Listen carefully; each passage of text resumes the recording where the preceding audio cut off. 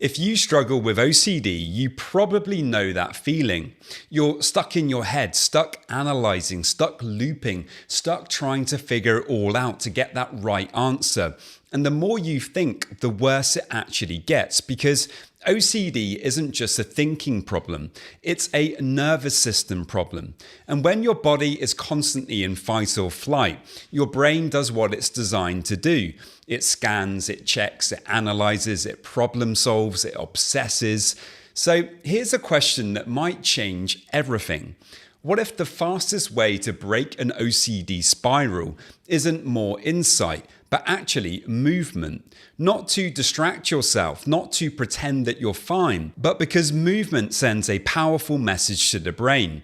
I'm safe enough to act. And when you act, even with anxiety present, you stop feeding the loop. In this episode, I'll show you a simple way to use your body to interrupt rumination, lower the intensity, and build real momentum in OCD recovery.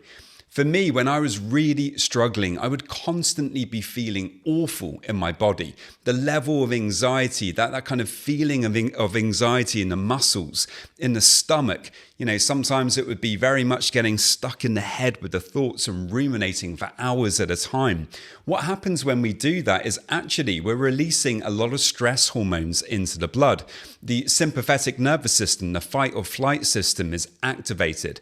We pump out cortisol, adrenaline. And if we don't actually do something with all of those stress hormones, when they're released on purpose into the blood, for us to kind of take action, because in the past, maybe there was some real physical danger to us and we needed to fight or flight that situation. Today, most of the time, that isn't the case. Really, what's going on is OCD is winding us up. It's tricking us. It's making us believe that something is awfully wrong, that we need to take action, when we don't. And frustratingly, that action that we tend to take with OCD is the very thing that tends to keep us stuck. That might be avoiding situations. It might be doing certain checking behaviors. It may be, ruminating for hours on end. These actions that we tend to do most of the time are about us trying to defeat the fear in our heads. We're trying to do these small actions that we believe in some way are going to reduce the anxiety. Perhaps they numb the anxiety a little bit in the short term, but in the medium to long term, all they're really doing is reinforcing the cycle of OCD. When we actually get up and we do something different altogether, we move our bodies, we exercise, we practice some kind of movement. Actually, what's going on is we're training our mind and our body to do something different when we're triggered, to develop a new habit. And actually, when you move your body, you're beginning to use some of those stress hormones in a productive way. If we don't move, what tends to happen is that cortisol, that adrenaline, it just sits there in your blood. You're not kind of using it in any way. And then, what happens? Well, we feel irritated, we feel anxious, we feel frustrated. When you actually move, you're kind of getting your blood pumping around the vascular system a bit more. You're allowing those stress hormones to be kind of processed and regulated. Often we begin to feel better. Just this morning, I was feeling, quite stressed. I had a lot of stuff going on. I really wanted to get into my work and just focus on that. But I knew if I did that, I might get some more stuff done, but I would just end up feeling kind of worse and worse because I would be more and more in my head, and probably creating more stress for myself. So instead, I decided to go for a half an hour run. Nothing too big, just half an hour. And it made me feel so much better. It's true that sometimes, beforehand and maybe even during at the start of something like running or any kind of form of exercise, there's resistance to it. We may not want to do it initially because, it can feel uncomfortable. It can be hard to get going. But, almost every time, afterwards, I feel so much better. Any problems that I have, they seem lighter.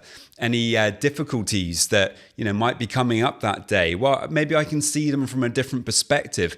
Certainly, any obsession that I might have been struggling with, I can see it completely differently after going for a run or after lifting some weights. And so there's a really important message here. And I think, no matter where you are, obviously not everybody is physically fit. But there's often, more things that we can do than maybe we give ourselves credit for. Even if it's just going outside for a short 10 to 15 minute walk, that's really something really powerful because you're going to change your state. You're going to get outside, you're going to get some fresh air, you're going to get some sun on your face, you're moving your body, you're getting your blood pumping around the body a bit. It's something that can make a bit of a difference to your day. So no matter where you are, see if you can start off slow. Obviously, if you haven't been doing much exercise at all, generally it's a good idea to speak to a doctor before you take on, doing too much exercise. But I think everybody can kind of think about where they are, and try to kind of focus on doing some exercise. And, if you're not doing any right now, maybe you can journal about it. Kind of keep tabs of how exercise makes you feel. Does it actually lighten the load of anxiety and OCD a little bit?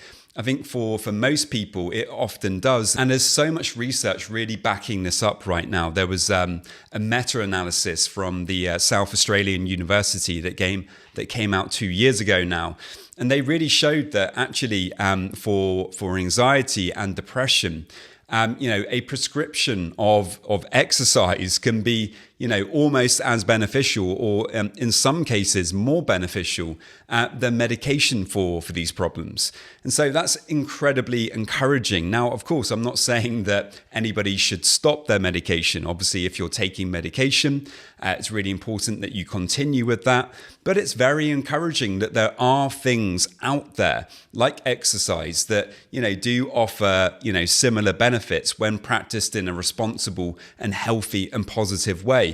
And this is really, really important. For me, OCD for many years, it completely took over my life. And the one thing that I think really helped me throughout those really difficult times was exercise. It was the one thing I could go to time and time again that would give me a bit of a lifeline, that would help me to get through those difficult moments. And so, if it's something that's benefited you in the past, but maybe you've got out of the habit, maybe it's something that you can think about picking up again.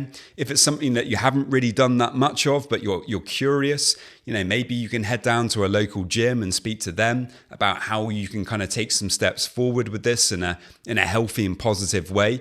It's about, kind of just finding a way that works for you, wherever you are in your fitness levels, whatever sports you might do, and just bringing some fun to it as well, because, OCD and anxiety wants to make everything so serious.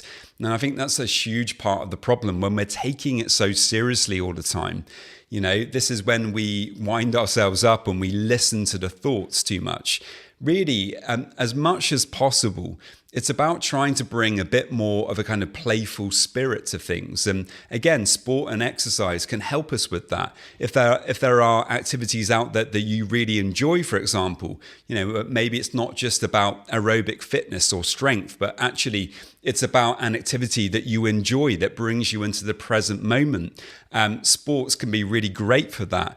I think that's another big benefit of doing these kinds of activities is they can draw you into the present moment, bring you into your body and kind of get you out of your head. And that can be another beneficial thing because OCD has this way of kind of taking our lives and making us too serious, too focused on things. And we need to kind of bring a bit more of a kind of playful spirit to things. It can really help us in the long term. And if you're struggling with OCD and anxiety, I do have a 12-week program to help you to break free.